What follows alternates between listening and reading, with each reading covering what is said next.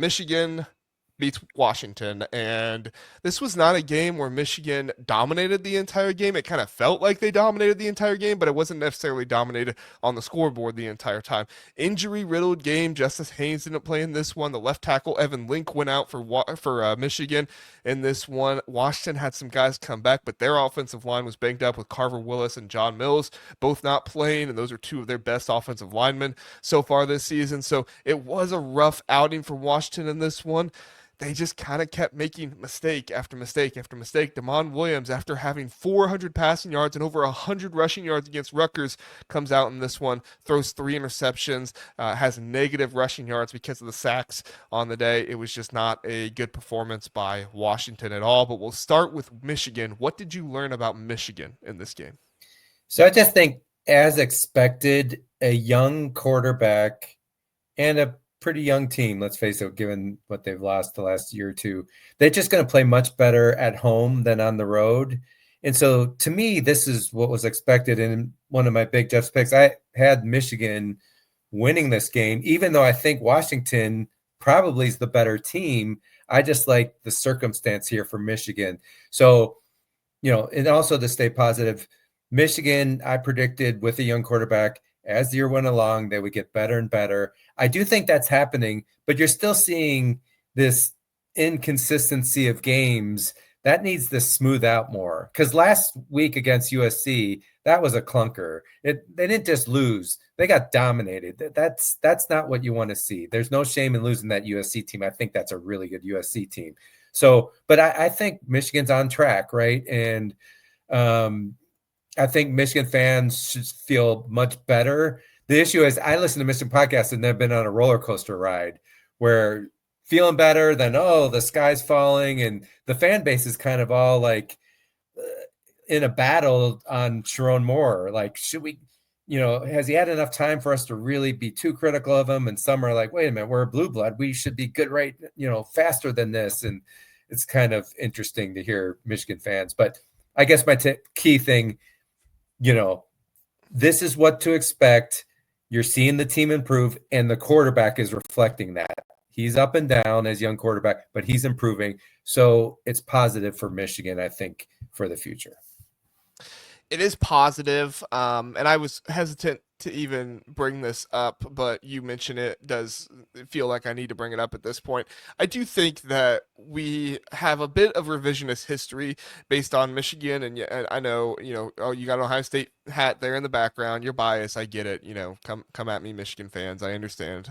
But this Michigan's kind of going back to what they were before the 3-year run when they won the national championship, right? I mean, they were a team that won 11, 10, 9 games every year, sometimes 8 games under Jim Harbaugh. I don't remember if he had an 8-game season in there or not, but 2020 was definitely his worst year, but that, could have been attributed to COVID and other things. So kind of throw that one out a little bit. But overall, like even Jim Harbaugh, a great head coach that they had there, obviously losing to Ohio State as much as he did before that 3-year run. It's not something that Michigan is known for in all of their history. In fact, they lead the series against Ohio State. But at least since like the 2000s, that's kind of what you've come to know from Michigan a little bit. A team that can get up there, they can be a top contender some years, and then some years they come a little bit down and they have an 8-9 win season.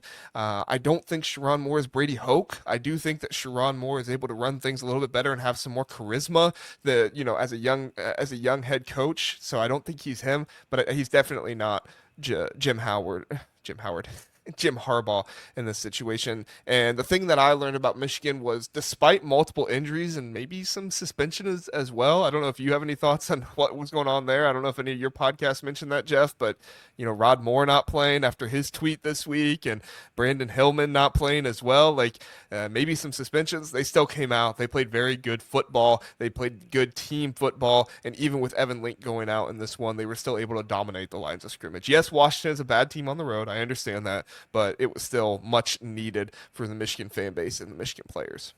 I mean, you bring up a good point. My comments on the round track and everything, probably that's more from an offensive perspective. When you have a freshman starter, and I don't care how talented that freshman is, you're just going to have your struggles. But to your point, JR, the defense just not being nearly good has made this a definitely not up to what Michigan saw in that 3-year stretch type of Michigan team, and that is worrisome. A lot of people think Martindale's just not cutting it too. I can tell you that on their, so they're questioning their defensive coordinator for sure. He's been out coached in some cases. They felt that Lincoln Riley ran circles around him in that game for sure. So yeah, probably my take would probably be more, if we're talking about the offense, they're on track, but defensively, it's very disappointing that they are not more consistently better this year. Yeah, and I think that the Martindale, stuff that the fans have been getting at, I think is valid. He does blitz too much, in my opinion. You have one of the best defensive lines, not in the nation this season, but a very good defensive line, one of the best ones in the Big Ten at the very least this season. And you're not relying on them enough. You're continuing to bring pressure, and you're continuing to simulated pressure. I get that, but you don't need to be blitzing 50% of the time with this defensive line. Does a team like Nebraska need to blitz 50% of the time? Yeah, because they don't have the defensive line to be able to get pressure on the quarterback.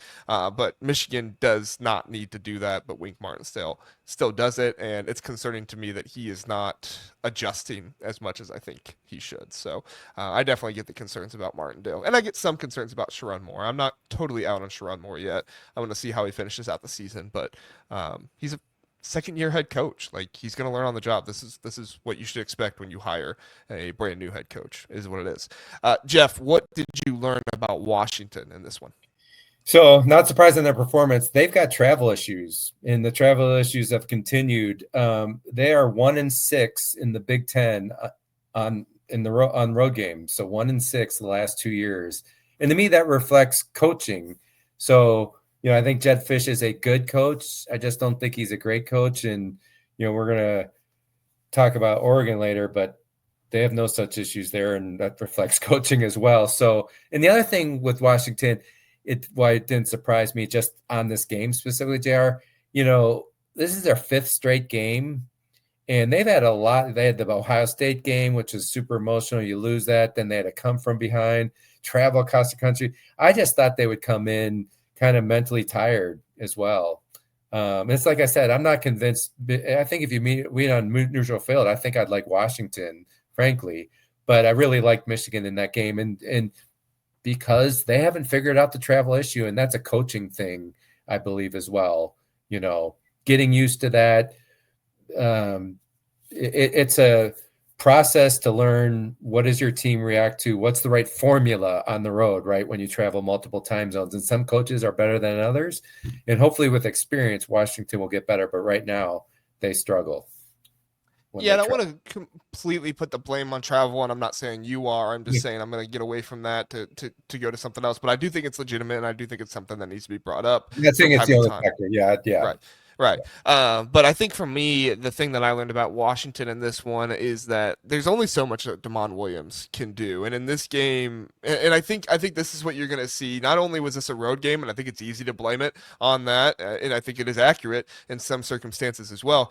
But this to me was more about a good defensive line for Michigan and a beat up offensive line for Washington. Damon Williams is very shifty, very fast, and can do a lot of things in the pocket. But Michigan, not only are they a talented defensive line, they're a disciplined defensive line as well. The way they rush and the way they rush together, the quarterback does make it very difficult on quarterbacks. We've seen it happen this season with not just Damon Williams, but other quarterbacks struggle to be able to get away from pressure. Dylan Raiola is obviously somebody that struggled all season, but he struggled immensely in that game against Michigan. It wasn't just because Michigan had good pass rushers; it's because they rushed together as a unit and do a good job of being able to make plays happen. And sometimes that is aided by the blitz. So, I'm not saying Wink Martindale shouldn't blitz at all. I just think sometimes he blitzes a little too much, but overall, still very good defensive line play in this one for Michigan, as their Michigan fans have come to know, and difficult for Damon Williams to be able to navigate that. So, all right, anything else on this one, Jeff?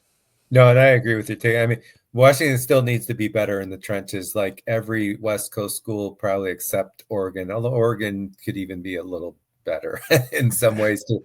But they're closer, right? Oregon's closer to where you need to be to consistently win in the Big Ten in the trenches. And the other three schools need to get better. Yeah, and Philip brings up a good point as well. Need to lean more on Coleman, and it's tough because the holes were not exactly there the entire And game. yeah, But you can't just completely abandon the run. You can't put all like we have to remember Damon Williams. This is his ninth start in his career. This is not a 2 year, 3 year start or anything like that. Damon Williams is still only on his ninth start of his career. I know we saw him a lot last season, but he's got everything on his plate right now. It's a lot to handle. You need help from a running game to help him out.